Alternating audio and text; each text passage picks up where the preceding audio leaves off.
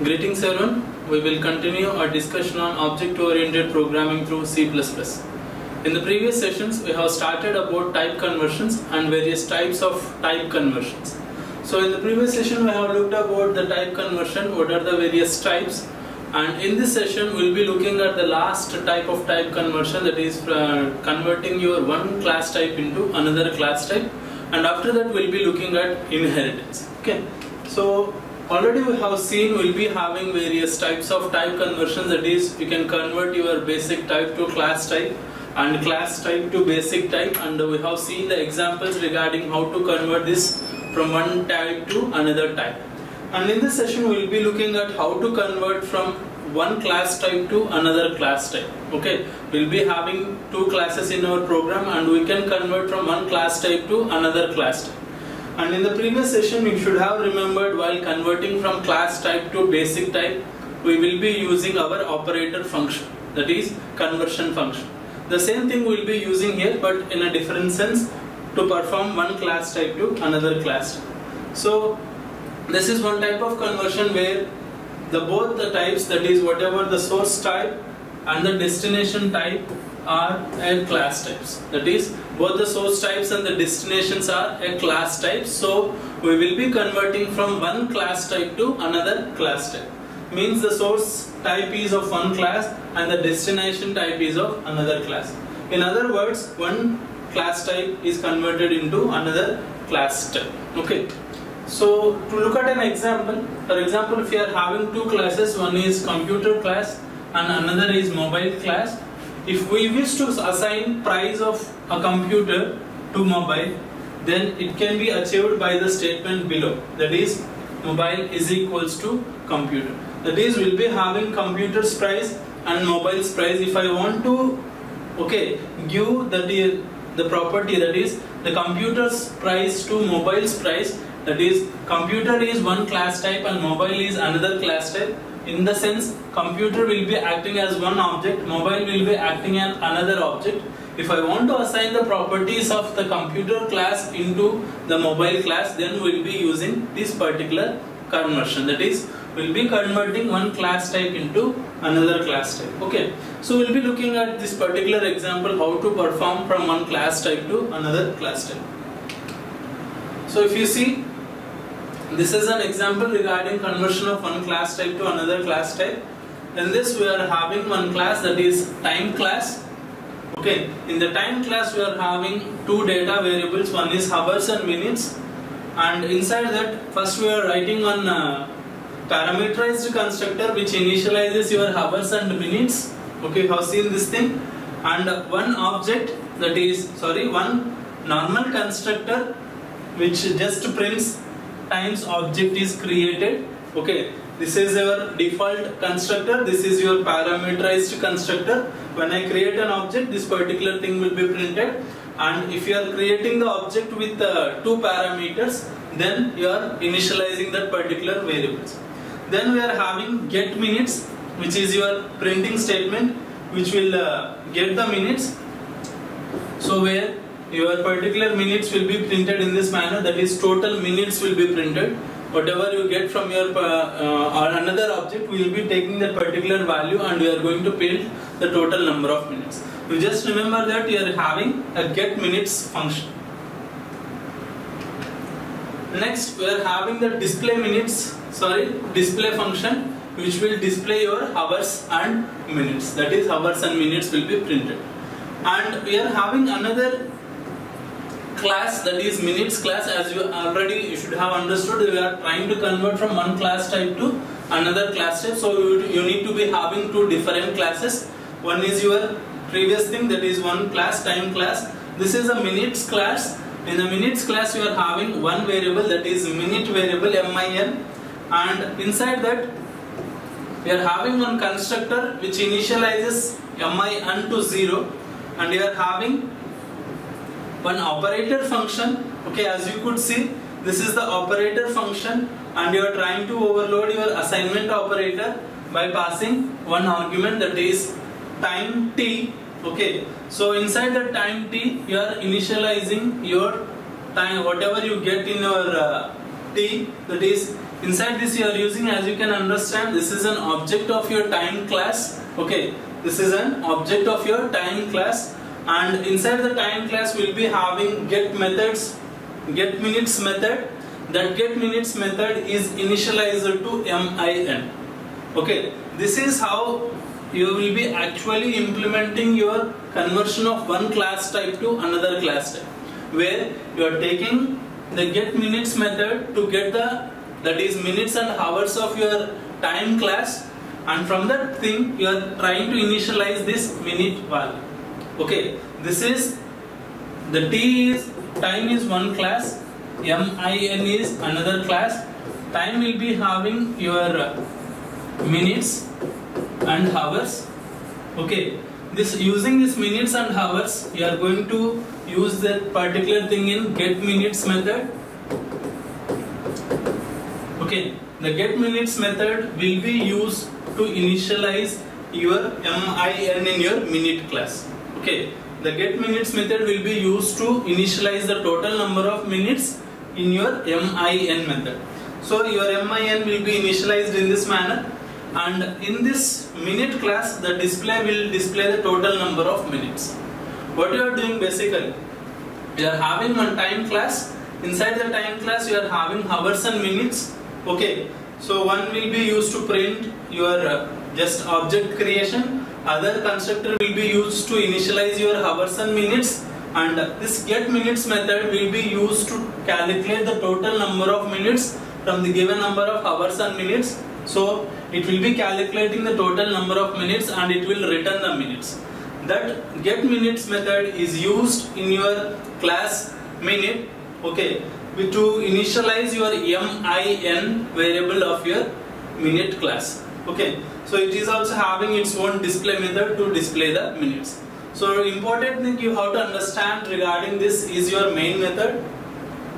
As you could see in the main method, so inside the main method, if you see, you are having t1 object time t1, which initializes your hours HRS to 2 and minutes to 30.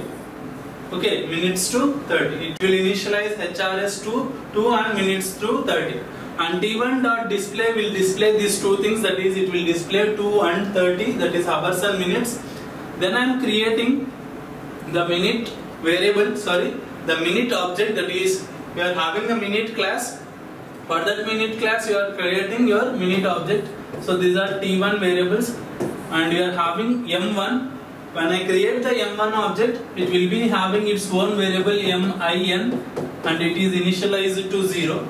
Then if I print m1.display, what will happen? It will print your minute as 0. Then I am writing m1 is equal to t1. This is where you are converting your one class type to another class type. So this is the time class and this is the minute class. So the time class and the minute class will be performed by using that particular operator function. That is, this thing will be assigned to this one. Okay, what will happen? This t1 will act as the argument to your operator function. Okay, the t1 will act as the argument to your operator function. So the t1 object will come here, and the t1 object will be having its own get minutes method. So that get minutes method will give all the, will return the total number of minutes for the 2 hours and 30 minutes. It will return all the 150 minutes, and that particular 150 will be assigned to your m1 object. So m1 object will be having min. Okay, m1 object will be having min. To that min, your total number of minutes will be assigned to min. Then if I call m1.display, the total number of minutes will be displayed. Okay, here you have to understand this. You are trying to convert one class type to another class type, that is the time class object into the minute class object by using your operator function. Inside the operator function, you are trying to overload this assignment operator by passing your t1 object as an argument.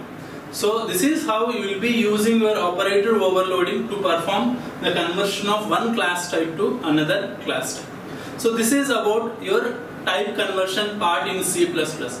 So by this time you should understand in type conversion part, apart from the basic type conversion, that is implicit type conversion and explicit type conversion, in C++ you will be having this conversion of your basic type to class type and conversion of your class type to basic type and also conversion of one class type to another class type. All these type conversions are supported by C++. So this is the second part of your third unit. So as a part of this unit you are having three parts. The first part is about operator overloading. The second part is about type conversion. The third part is about your inheritance. So the next thing you have to understand is inheritance. So I already gave you a brief introduction about inheritance while learning about your object-oriented programming concepts. So one of the most important and key features of your object-oriented programming in C++ or further languages is your inheritance. Okay, you will be understanding in depth about inheritance, how your inheritance will be present and how it will be implemented, what are the various types of inheritance you have in C++ and how they are implemented in your C++ programming. We will be looking about all those things. First, in this session we will be looking about what is inheritance basically, and we will be looking some basic principles regarding your inheritance. In the further sessions we will be looking about what are the types of inheritance supported by C++ and how to implement it. So what is basically inheritance? By this time you should be knowing that the inheritance is about creating a new class, okay, which uses the properties of the existing class. Okay, we will be having existing classes. If I want to use the properties of the existing classes and reuse the existing classes, we will be using the inheritance. Okay, what is this? It allows you to create a new classes from existing classes. So we will be having the already existing classes with a set of parameters, methods, data values. We will be having the existing classes. If I don't want to rewrite the same existing class again, but I want to just use the existing class in my program, then we can be performing something called as inheritance. Okay, you are having already the existing classes. Okay, if I don't want to rewrite the existing classes, for example, this existing class will be having its own data and it will be having its own functions. Okay, each and every class will be having its own data and its own functions. And if I don't want to rewrite these functions, or if I want to use these functions and extend those functions, that is, if I want to use this function and add some more code to this particular function, I don't want to rewrite the complete function, I want to extend the particular function. If I want to do this parameter, that is, you are already having the class and I want to extend or reuse this class, that is, either you can reuse, that is, whatever already that is there you can use in the further classes, or you can extend them, that is, whatever that is present here, if I want to re-extend the particular thing, then I will be creating new class. Okay, so whatever that is already present, we'll be calling it as the base class, and whatever you are creating newly, we'll be calling it as the derived class. Okay, so the base class is otherwise called as the parent class and derived class is otherwise called as the child class.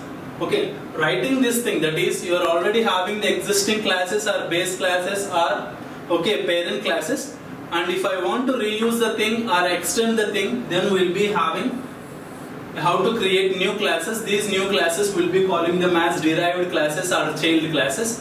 Implementing this part, we will be calling it as inheritance. That is, inheriting the properties of your parent, we will be calling it as the inheritance. And how to implement this thing? As I already gave you an example, this is an example of inheritance where the animal is the parent class or the base class. We will be calling it as the parent class. Okay, the animal, generally the animal class will be having its own function, that is, each and every animal will eat and sleep. Okay, each and every animal will eat and sleep. The eat function is specific to your animal and sleep function is specific to your animal. So all the animals generally will be having these two functions. And if I want to use these particular properties, and you can write your own functions, that is, this is a dog class. Okay, dog class is a derived class of your base class. That is, you are writing a new class and you are using the properties of your parent class or your base class. And the dog class will be having its own specific functions. That is, apart from this thing, that is, dog is an animal. So dog also will be having, it will be eating, it will be sleeping. So dog will be having its own methods. That is, dog can be using the animal functions. Apart from those functions, the dog can be having its own specific functions. That is, dog only will be specifically barking. So the bark function is specific to your dog method.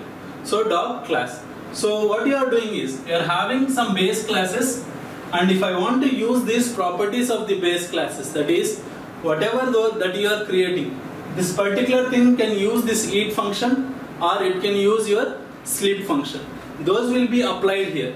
Okay, and dog can be having its own specific function. That is, it can be having its own bark function.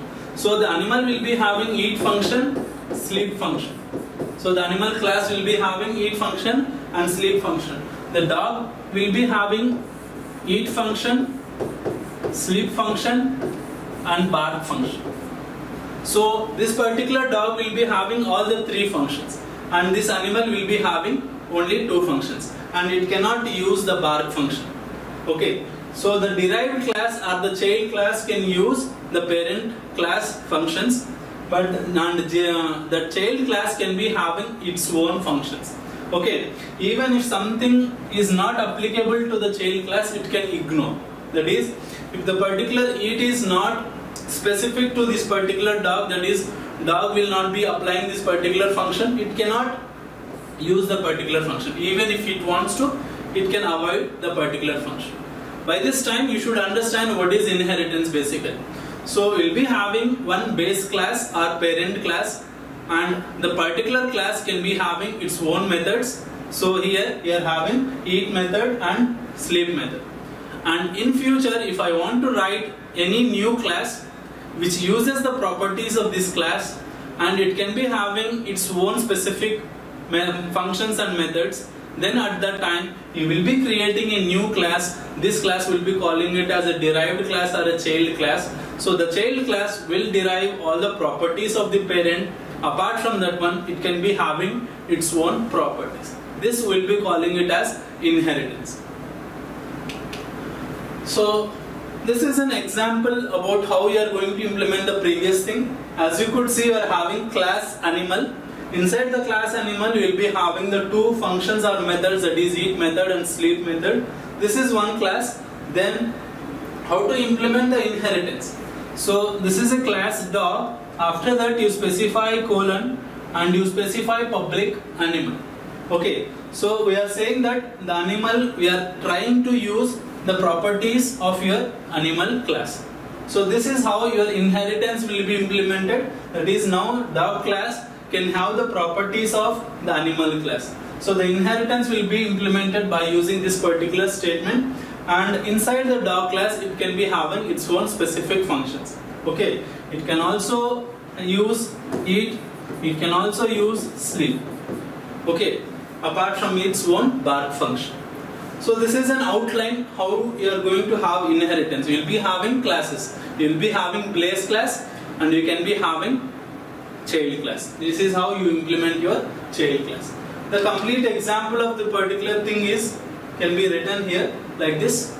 So this is what we will be calling it as one type of inheritance is called as simple inheritance. Okay, in the next session you will be knowing what are the various types of inheritance you have. So this is one type of simple inheritance where you will be having one parent class and you are trying to derive the properties, and we will be having one child class. Okay, that is, we will be having base class and we will be having one derived class. So the derived class is deriving properties from the base class, this thing we'll be calling it as simple inheritance, where we'll be having one base class and one child class. Okay, simple inheritance, that is how we are going to implement one simple inheritance. So where you are having the base class as the animal class, whatever you have seen in the previous thing. So in the base class you are having two methods, one is eat method and sleep method. In the eat method we have written I can eat, in the sleep method I have written I can sleep. That is, when I call this particular method, it will print I can eat, I can sleep. These are the two methods which are supported by your animal class. And next I am creating the dog class and I am implementing the inheritance of your particular animal class. So class dog colon public animal. Here you can be having other, that is you are having other class specifier, that is public, private, protected. You will learn important of this particular thing in the further slides. For the time being I have specified that this particular thing is public. That is, I am specifying the animal is public class to your dog class. Okay. So now what I have written, inside the dog class I have created the bark method, so I can bark. Okay, that is what I am printing in that particular method. Now we have created two classes, you can see, that is animal class with two methods, eat and sleep, and dog class with its own bark method. Okay, so the objects of animal class, if you are creating animal A1, okay, if I am writing animal A1, A1 can access eat, that is I can write A1.eat, I can write A1.sleep. Okay, I can write A1.eat and I can write A1.sleep, both are valid. Okay, when I create a bark method, that is, first if I create one dog object, dog D1, okay, D1 can access bark method, its own method, that is D1.bark. Apart from this bark method, it can access these two methods also, that is D1.eat is a valid thing, D1.sleep is also a valid. Okay, you can understand that the object of the children class or the derived class can access its own method as well as the methods of your parent class. But the parent class can access only its methods. Okay, this is the thing you have to understand in inheritance. If you see the main for this one, so you have created dog object. So using the dog object you can call eat, sleep and bark. All the three methods can be called by using the dog object. As I told you, since the dog object is inheriting the properties of your whatever animal class, okay, the animal class is having eat and sleep method, those properties also can be derived by your dog class. Okay, so we are having the base class and we are having the child class. The base class will be having its own set of properties, and whatever the set of properties, those properties can be derived by your child class.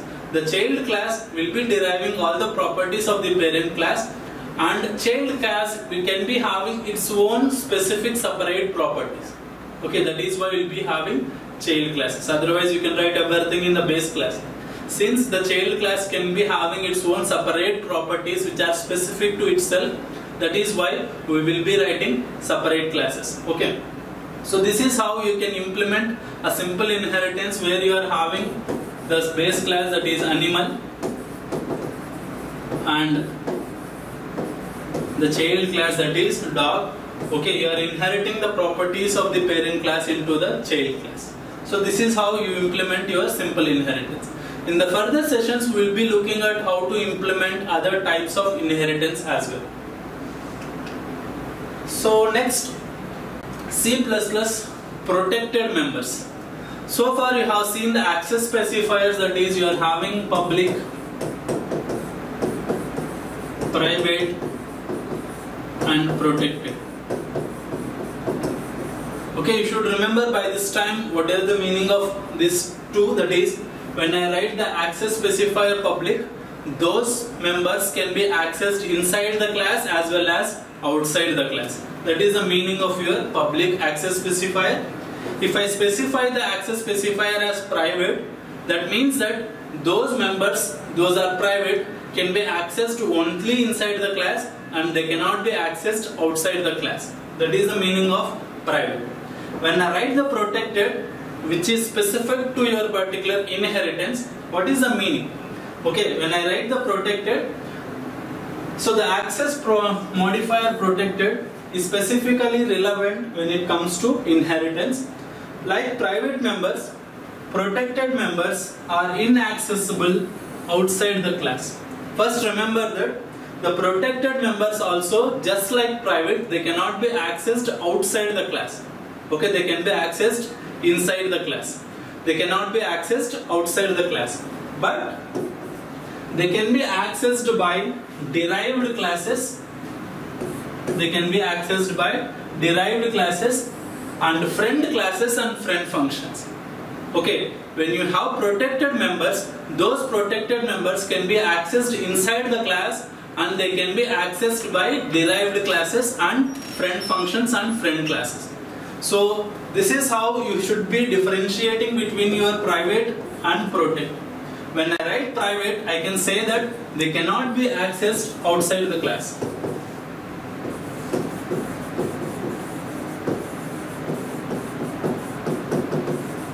Okay, they cannot be accessed outside the class. When I write protected, they cannot be accessed outside the class, but they can be accessed by the derived classes as well as your friend functions and friend classes. So this is how your inheritance will be used. That is how your access specifiers will be implemented in inheritance. So the protected members are specific to your inheritance, which will provide the access to your protected members. That is, when you write a particular method as protected, the particular method can be accessed by the derived and child classes. Okay. In the further sessions, we will be looking at how these access members will be implementing, or they will be specific in inheritance, how they will be implemented, and further we will be looking at what are the types of inheritance and the implementation of those types of inheritance. Thank you.